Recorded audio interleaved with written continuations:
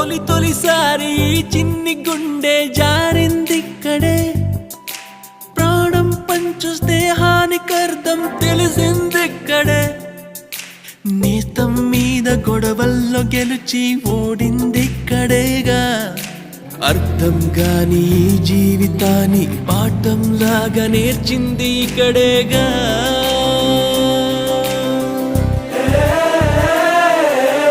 కలిసింది ఇక్కడే, విడిపోతూ